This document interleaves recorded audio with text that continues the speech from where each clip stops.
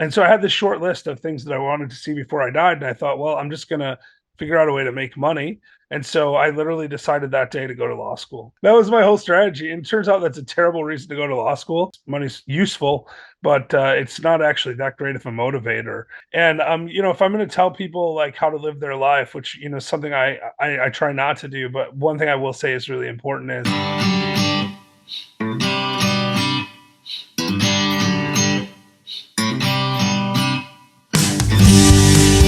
And we're rolling. So, what have you been up to since 2007, or since last time I saw you? a lot of stuff since then, as you might imagine. Well, right after law school, I started a small bankruptcy firm in West Michigan, and I did that for a few years. And then I got diagnosed with leukemia, Mm, and that actually forced me into personal bankruptcy. So I went okay. bankruptcy attorney to bankruptcy, and so I did what you always do when you go bankrupt. I started buying real estate. So the last 10, 12 years, I've been pretty much full time real estate investor. Okay. I was just perusing your Instagram. It's very inspirational. Oh, thank you. Yeah, Yeah. yeah. Yeah, And I've done a lot of cool stuff because after I got sick, I thought, well, I don't know how long I have to live. And I mm, always wanted to do certain things like invest in real estate. So my initial motivation was I just needed income, even if I couldn't work. So I went back to work at first and I started taking all of my bonuses and any money I had and started investing in real estate with that. mm, And then after a couple of years, we started doing a lot of sort of creative finance deals and stuff. And then that gave me the freedom to quit my job. mm. So then I was able to do real estate full time starting in like 2016 or so. And that's basically all I've done since then. Although I have written a couple of books, and I'm working on another one now. My last book was an Amazon bestseller for about 5 minutes, so that was kind of Okay. fun. Cool. It was like I think it was actually for a whole day or something. We were the number one new release in personal finance for the day. So Nice, nice. yeah. Good, good. Well, you glossed over a couple of things real quick, like started a firm, went bankrupt, diagnosed with leukemia. Now you're okay now? Yeah, I think so. We do annual follow-ups, so I Mm, go back to Michigan once a year, and usually right around the Christmas holiday. So I haven't been there in a year now. In fact, okay. I'm leaving for Michigan in 2 days. I'm going to go up there, get my blood drawn, and then about 2 weeks later, we'll get the results from that. But it should be fine. The last 10 years or so, it's been good results. So hopefully, still good on that. I did. Moved to Puerto Rico part time since the last time I saw you too. So I actually split my time between Tennessee and Puerto Rico. Right Okay. now I'm in Tennessee because I just flew back here yesterday, but I'll be Okay. heading to Michigan and then back from Michigan and then back to Puerto Rico. So Mm. I saw that. I saw there was a cigar video too. Was going to ask you about that. yeah, so I've been in Puerto Rico for about 2 years now, just a little bit over. I made a couple of really good friends at a cigar lounge, and one Mm, of them's a certified master tobacconist, and he had this idea to start his own cigar line. mm. So the five of us agreed to do it together, and we have our first batch rolling out in January, so that should be pretty fun. Nice, Yeah, nice. they're turning out pretty well. I had one yesterday, and I was very impressed with it. I shared a few, and everyone seems to like them. So, Okay. yeah, I mean, obviously, that's more marketing than quality. I mean, you need good quality to sell, but you have to get the word out as well. Yeah. So we've been our strategy has been to like promote them to shops. So we know a lot of cigar shops. My buddy Todd used to own 7 cigar lounges in Pennsylvania, so he's kind of connected in that market. So we're pretty optimistic about it.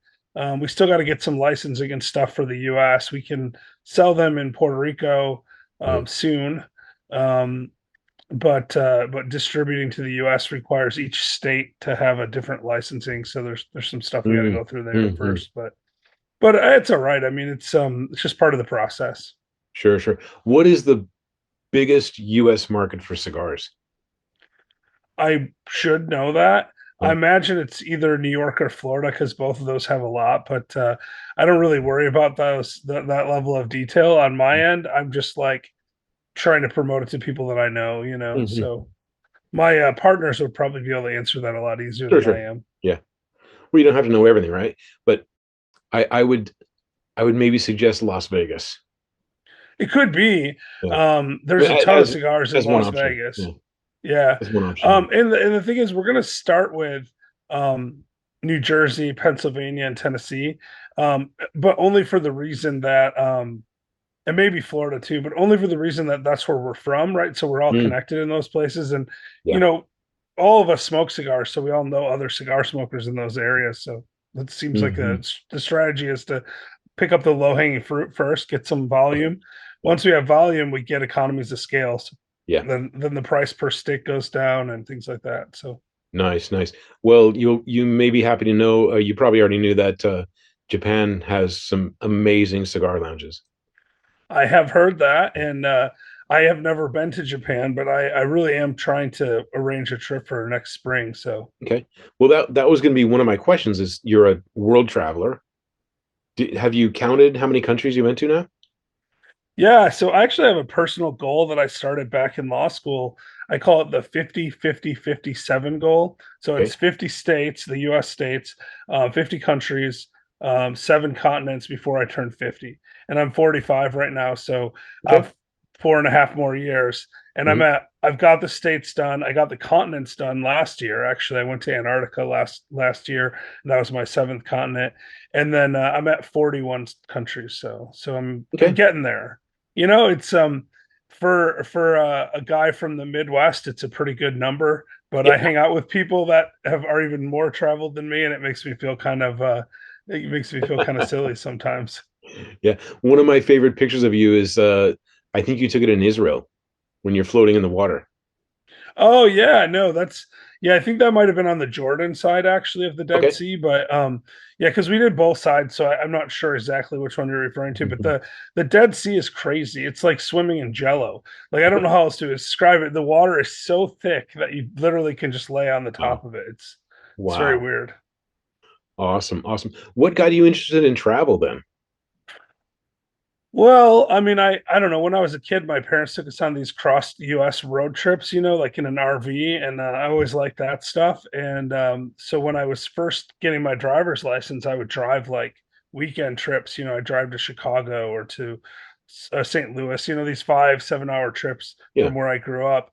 And then when I got a little bit older and I could go away, longer, I'd drive all around the U.S. And then after a while, I when I was in undergrad, I thought I didn't know what I really wanted to do with my life. I was like seriously like I was like I have no idea what I want to do with my life.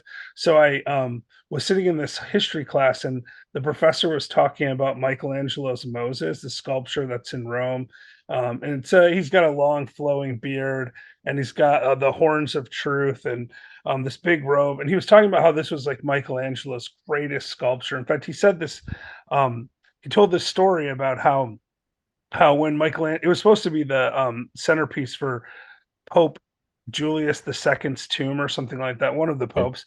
And and when they went to unveil it to the Pope, they pulled the cloth off it, and Michelangelo was kind of down on his haunches and he was just staring at it. He wouldn't say anything. And it got awkward, right? There was just this awkward silence. And finally one of his students came up to him and it was like, master, you've got to say something. And he took his chisel and he threw it at the sculpture and he said a single word. He said the word move, right? He was so vested in this piece of artwork that he Mhm. thought it would just get up and move. He thought it was that realistic. And it's Mhm. impressive. I mean, some places the marble in the robe is so thin you can shine a light through it, right? I mean, it is just incredibly well done. Probably one of the greatest um marble sculptures of all time, right? I mean, you're talking about the arguably the greatest artist of all time and one of his best works. So Mhm. clearly like a fantastic piece of work, lesser known than like the David or the Pieta Yeah. or something, but I actually think it might be better than those. And I've Mm. seen all three in person. Anyway, I heard this story of that and I thought, here's a guy who's standing in front of the Pope, which is like, I don't know, that's like the most important person in history, right? Like at that time in the Renaissance, Mhm. the Pope would be like the combination of all world leaders meshed into one, right? I mean, it Mhm. was like a super powerful quasi dictator, and he's in Rome, and it's the Renaissance, and it's like I mean, I don't know how you even describe how powerful the Pope would be. There's Mm, really nothing like it on the world scene now. But at that point, um, he sits in front of the Pope and he goes crazy because he's so passionate about his work. And I sat there in that class and I thought, there's nothing in my life I'm that passionate about. So I need to figure mm, out what I'm going to do next. And I was in a community college at the time, and I just literally was like, I'm gonna go see this sculpture, and that's gonna help me figure out what I do. So I got on a plane to London. The sculpture is actually in Rome, but I wanted to make it into like a quest, and I got a 30-day round trip ticket and a backpack, and I'd never been out of the North America. I'd been to like the border towns in Mexico and a little bit of Canada, but I'd never been out of North America. And I just got on a plane. I was 21 years old, got off in London. I backpacked around southern England for a few days. And I went into France and Belgium and Spain. And eventually I worked my way over to Italy. About 3 weeks later, I get to Rome and I walk into the San Pedro's in Vincoles, where it's a little tiny church on a hill behind the Colosseum. And I climbed up to the church and I went into the church and I'm looking around and I've just, this is paper guidebooks, it's before like yeah. smartphones and all that stuff. And I don't see the sculpture. And I'm like, where's the Moses? Right. And I'm looking around, like, I don't see it. And then I see that this dark corner, there's like a shadowy thing. So I walk over there and I can just barely make out the Moses. It's all dark and stuff. And I realized that they have a little like a place you could drop in it was like 1,000 lira coin or something, which wasn't very much money. It was like a few cents, right? You drop in 1,000 lira coin and it would turn on a light and shine on the sculpture. And so I do that, and I hear this like chunking sound, like, oh, like chunk, chunk, and then like the lights like boom, like that, and it Mm, lights up, and I'm like, okay, now I'm gonna figure out what I want to do. And I was kind of underwhelmed. I was just like, mm, meh. I mean, I've gone back since, and I actually think it really is a great sculpture, like I said. But I put so much interest into seeing this thing, mm, that I was expecting something to just blow my mind and just mm, figure everything out, and it really didn't do that. So I walked outside of I walked outside of the church and I sat down on the front steps and I was looking down towards the Coliseum and I thought, I don't know what I want to do with my life, but I do know I like to travel. This is something I've learned in this trip. I like seeing old things. So I made mm, myself a little mental bucket list, like what's older than the Coliseum, the pyramids, and I actually I didn't realize this now, but I put Machu Picchu on the list, which is not older than the Coliseum by any stretch. mm. It's like 1,500 years newer, but and I put Petra in Jordan on the list, Okay. and so I had this short list of things that I wanted to see before I died, and I thought, well, I'm just gonna figure out a way to make money, and when I make money, I'll travel. And so I literally decided that day to go to law school. I was like, huh. My dad's a lawyer. He makes good money. That should work. Right. So that was my whole strategy. And it turns out that's a terrible reason to go to law school. I mean, Yeah. there are positives, obviously. Like I've met some amazing people that I've been able to keep in contact with for years. And then, Mm, obviously we've reconnected recently. mm, Tons of great people. I learned a lot of great stuff, but I never really loved being a lawyer. I was doing it for the entirely wrong reason. I mm, was doing it because I wanted to make money. Um, and it really, like, that's just not the right reason to do anything. Money's useful, but it's not actually that great of a motivator. mm, It's what the money can do for you that motivates you. And like people get into this habit of trading their time for money, and your time is much more valuable mm, than money. And then so anyway, I went to law school, and that's kind of how I got into travel, though, because I did this experiment and I was like, wow, I love it. I got out of law school. When I got sick, I was like, whoa, I need to try something different. And that's why I quit practicing law in 2010. I went into transportation for 5 years while I was doing my real estate investing. And then once I was able to get out of that, I went full time real estate, which gives me tons of time freedom. And it's allowed me to travel all around the world, see all kinds of different cool things. I mean, I was in Australia for a few weeks this year. I went to Fiji. mm, Um, that was really great. And like I said, I went to Antarctica. I went to Africa twice last year, to Tanzania. We were actually trying to buy a safari lodge in Tanzania mm, to take people out on a wildlife safaris to see the elephants and lions and all that mhm, stuff. But it didn't work out. These things don't always work out. But like it was fine. We couldn't make a deal with the owner. So mhm. Well, right now, I'm just reading a book about buying houses in Japan. Interesting. Pretty It's hot. not a thing I've ever, yeah, not a thing I ever thought about, but Was very interesting because during the bubble, when I first came here, well, I came here at the end of the bubble in 1990, and uh, was one of the most expensive real estate markets. But now, with the aging population, and there's a thing about Japan is nobody wants to live in an old home. Where in the States, if you buy like a really nice home, like a Gone with the Wind type of, yeah, estate or something, or these people old, are, yeah, estates in Detroit, when that market was first heating up. Um, I had a buddy who bought 10 houses on a street for $2,000 each yeah. in the early 2000s in Detroit. One of our law school classmates, Travis and I actually bought in 2012 and 11. We ended up buying about 50 houses in Detroit during that time, and they Mm. were too. They were like $2,000 to $10,000 to buy a house, and now they're all much much more Yeah. expensive, of course. And we've sold most every of all of those and bought apartment buildings with them after that. Hmm. But yeah, those were Detroit was a great market back in the late 2010s, early 2010s. It was, yeah. And then so my buddy bought 10 houses. I don't know if he still does real estate, but he bought 10 of them and he immediately got certified, or like whatever you get to get Section 8 housing. Yeah, So he had like guaranteed regular income. yeah, and I mean back then you could get a house for we were paying like 5,000 on average at the time, and Mhm. and you could rent them out for 600 $700 a month. So like in a year you would get enough rent to cover the Yeah. cost of purchasing the house. Now the taxes were actually more than the house in some cases. Some of the back then the property taxes might be $1,200 a year or $1,300 a year on a house. And sometimes when you'd buy one of these $2,000 houses, they'd be like 3 years behind on taxes. So you'd spend like three Mm. or 4,000 just catching it up. Yeah, that's what they don't tell you in those real Yeah. estate courses. Yeah. And then the renovations. And then he's a big, tall, white guy. And he went into like the middle of Detroit to fix an air conditioner and had to leave.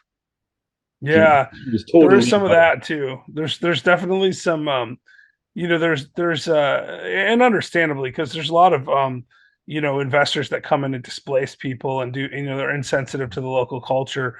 yeah, And so they're as a result those cultures are very sensitive to people coming in and sure. messing with them. But I Um, get it. Yeah. And so, I mean, you see some of that, but then there's also some irrational, fear too there, and we've dealt with that. The real thing for us is like we've hired a lot of local people as contractors, right? Mhm. So yes, we might visit the area once in a while, but we're not the ones that are on there doing the air condition repairs and stuff like that. So He was like, that was his first, investment, so to speak. yeah, And actually, one of the tenants told him to leave. Hey, you shouldn't stick around here. Send a contractor. And then he talked to some other people who had more experience, and they said, "Yeah, what are you doing fixing stuff? Like, send a contractor." yeah, no, and actually that's I mean, even if you're not in a dicier neighborhood situation, it's actually beneficial from a scale perspective to have Mhm. contractors and stuff you work with anyway, because you can only fix so much on your own. Yeah. If you have two or three properties, sure, you can probably keep up with it. But if you have 50 or 100, I mean, you're not Mm. going to be able to do it anyway. So if you want to grow a real business out of real estate, no, Mm. nothing wrong with only having one or two rental properties. Yeah, That's yeah. much more than the average. I don't know what the numbers are like in Japan, but I can tell you, like in the U.S., there's about 1 million real estate investors, 1.1 million real estate investors, which is a lot. But Mm. 390 million people. That means it's like a third of a percent, right? That are actually real estate investors, and then the average number of real estate properties owned by a real estate investor is less than two, because Mm. most people have like one, and it's usually the majority of real estate investors are someone who like moved and kept the house that they were living in and bought another house, right? Yeah. They're like kind of accidental landlords, Now you're a you know. now you're a real estate investor. Yeah, yeah. Yeah, So because you have two properties instead of one. Yeah, with Japan, they have this, this aging population, and so people are aging out of their homes. They're moving to like, assisted living and things like that. The kids don't want the home because they don't want the hassle and the expense, and so these homes just go vacant. And you know what Mhm. happens to a vacant house? It's not good for the house, right? But Japanese, if you buy like a really nice New England home that was built in like the early 1900s, that's a great find if it's a good deal, right? In Right. Japan, if you find a home that's 20 years old, it's like, why would you want to live there? It doesn't have modern amenities. It costs a lot to renovate. It costs a lot to tear it down.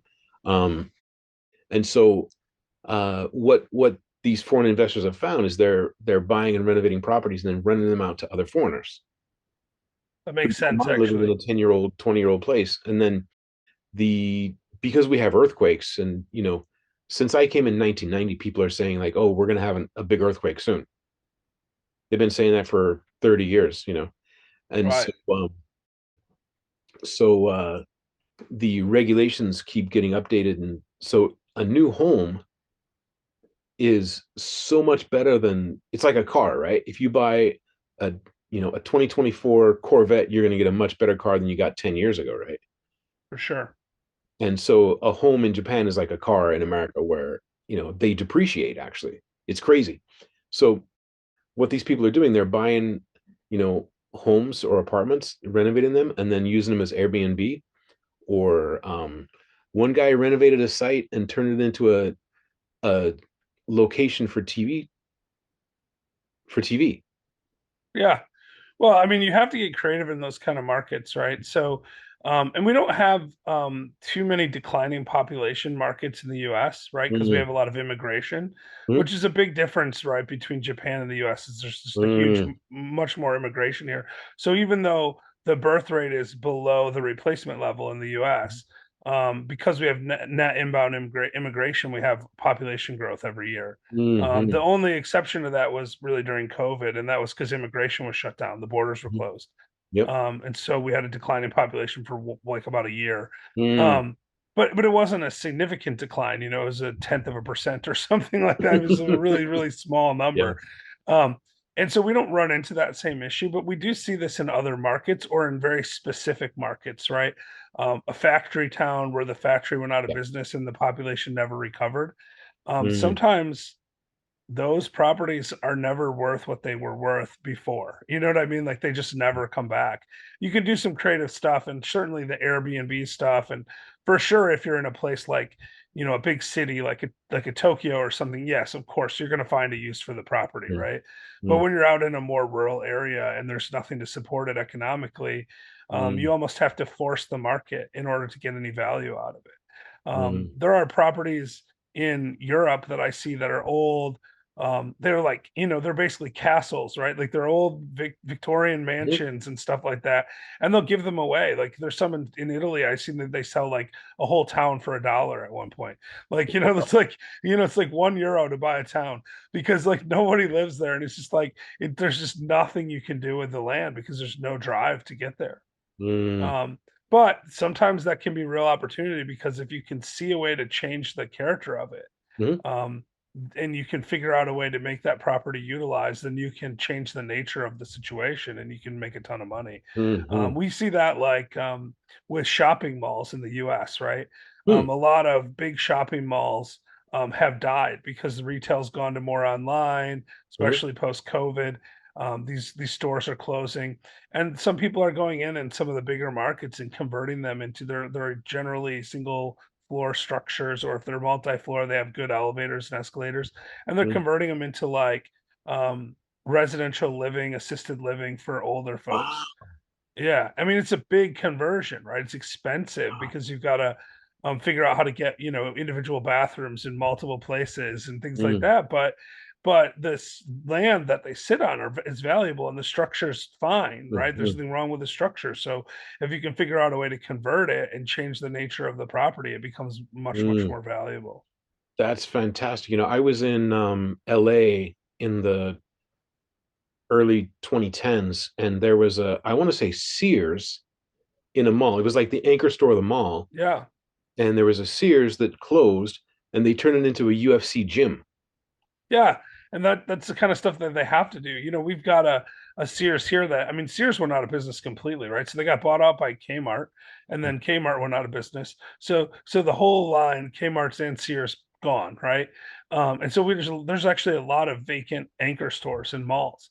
The Mm, smaller stores, of course, would be fine, but the anchor stores would drew in the traffic to mhm, support the smaller stores. mm, Those anchor store rents were actually the model for decades was they had almost free rent.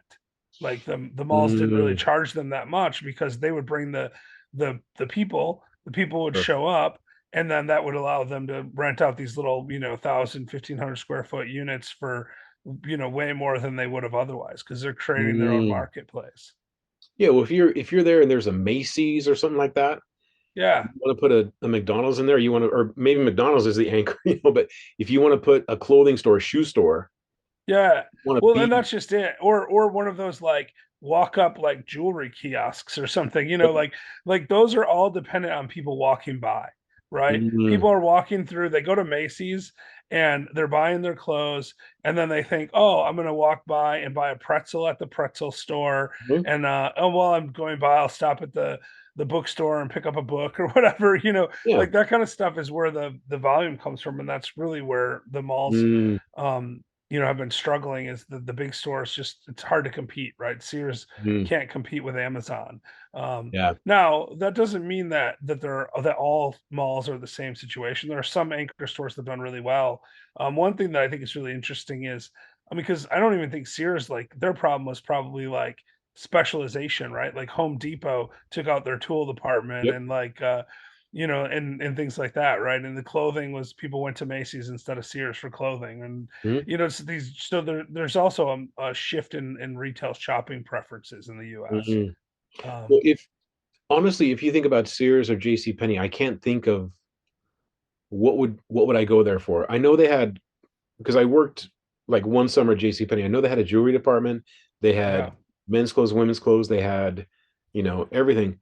sure But they had housewares and stuff and appliances and tools. I yeah, mean, but the problem is if I want an appliance, I go to Home Depot or Lowe's, right? If I yeah, want tools, I go to Home Depot or Lowe's. If I want clothing, I go to, JC Penney or mhm, Macy's or something like that, or Kohl's or whatever. yeah, If I want like, pots and pans and dishes, I go to Bed Bath and Beyond. Like there's mhm, so much specialization in that going to Sears, although I actually did like Sears, right? Like I yeah, used to go in there, I'd pick up like a drill and a thing of plates in the same trip and be happy that I only had to go to one store. yeah, But yeah, people like going to different stores. I don't know. Like I like to just kind of like get everything done at once and be yeah, out the door. That's why I like, but the problem also with that is if I really be objective about it, if I just want to get everything done at once, I go to the Walmart Supercenter, right? I don't go to mm, Sears because they have all the stuff Sears has practically too. yeah. I can buy shirts and socks and groceries all in the same store. Mhm. For me, it was always Costco. Yeah, another great store. Yeah. Yeah, and I would go by there, and heck, I walked in, and they had TVs when you walk in. This is before cell phones, so you could get your pictures developed there. The muffins are in the back. They got the No, they coffee. have a pharmacy. They have a pharmacy. They have food. They have good quality food at that too. Like they have a lot, and then they have the televisions But you can also buy like printers and ink and Mhm. paper and dog treats. It doesn't really matter. Like they have everything there. And get a slice of pizza on the way out.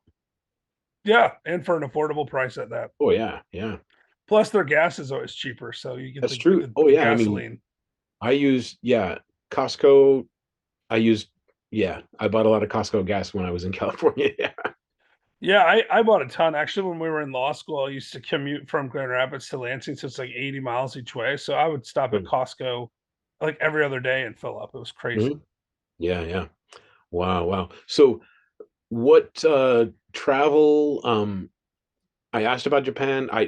I do hope you come because I can show Yeah, you I would love some to. really awesome places. Um Well, I'll get to Japan in the next year or so, no matter what. But I'm working on a plan with a friend, and if that doesn't work out, then I'll find a different way to go. yeah.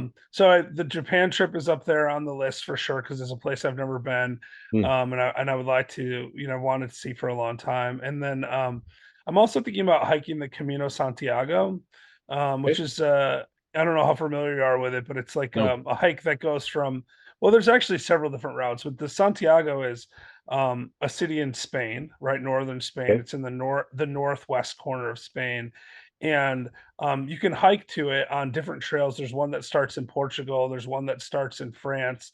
There's several that start in southern Spain, and it was an ancient pilgrimage route to see the grave of Saint James, the Okay. apostle, Hmm. and it kind of got repopularized in the late 90s, early 2000s. And so now about 50, 60,000 people a year hike the Camino Hmm. routes. It might even be more now, but the one I want to do is Camino Francis. It starts at the French border and it goes about 700 kilometers across rural Spain and ends in Santiago. It takes about a month to do it. And the cool part about this hike is it's not like doing like one of the long distance cross country hikes in the U.S. where you have to camp overnight. Hmm. You basically walk from village to village, Hmm. stopping in hostels. They have these things called albergues that are pilgrim hostels that they only allow pilgrims to stay in them, where you get a bed and a meal for 10, 15 euros a night or whatever, and you can walk this portion of rural Spain. And I kind of having been in Puerto Rico for the last couple of years, I've been working on Spanish. I'm not great at it, but I'm working on it. It's a goal of mine to get much better this year. So I thought walking across rural Spain might help with that Yeah. because there's not a lot of English speakers in that area. Hmm. And then I'm trying to get healthier. So I've hired a personal trainer. I've been working out. And I thought, walking 20, 30 kilometers a day for a month wouldn't hurt that either. And then, I've went through a lot of life changes in the last year. So I've been trying to get my brain right about what I want to do in the next couple of years, then Hmm. maybe even the rest of my life, start planning some new stuff. And so I thought, having time to think and just be by myself and walk through fields and Hmm. cross mountain ranges and stuff like that could be a time to get some real introspection. So the Yeah. combination of those three things, I thought that'd be a really cool trip to do. I might do a New Year's trip. I'm not sure where yet, but I might do something here at the end of the month. So We take it from a guy who made some massive changes around 2014 and dropped 60 pounds in 1 year. Actually, yeah. in a very short time, and pretty much kept it off. And recently added morning sunlight, grounding, Oh, and I'm cold showers. super passionate about all of those things actually. So Yeah. 6 months ago I added grounding and morning sunlight, Mm, and then cold showers a few months before that. I don't change almost nothing else in my lifestyle besides those things, but then mm, I go out on the beach every morning and I stand in the wet sand, mm, with my shirt off for 20 minutes and just mhm, absorb that vitamin D. And the grounding thing, like I thought it was hokey. I read a book mm. about it. I was like, this can't be true. Yeah. But my blood pressure just from doing those two things Mm. went from, not high, but it wasn't awesome to right like basically perfect. Like it went from like Wow. 135 over 80 down to like 120 over 70. And I Mm. didn't change anything in my diet or anything. I just started grounding and like standing in the sun. And I'm like, this is the easiest way to get healthier I've ever seen in my Yeah. life. Yeah. And you sleep better. I try to do, like I said, 20, 30 minutes a day. And even when I'm like in Michigan or something and it's cold, Mm. I'm trying to get some grounding in if I can. Yep. If there's snow on the ground, it's pretty hard. It I is mean, pretty let's be hard. Yeah. honest. It's Well, pretty hard with snow on the ground, but in the concrete jungle of Tokyo, my version of grounding is I'll walk through the park and like grab a tree. yeah. I mean, And sometimes I you don't just know if got to do that's that kind of stuff. you know, It's better than you, nothing.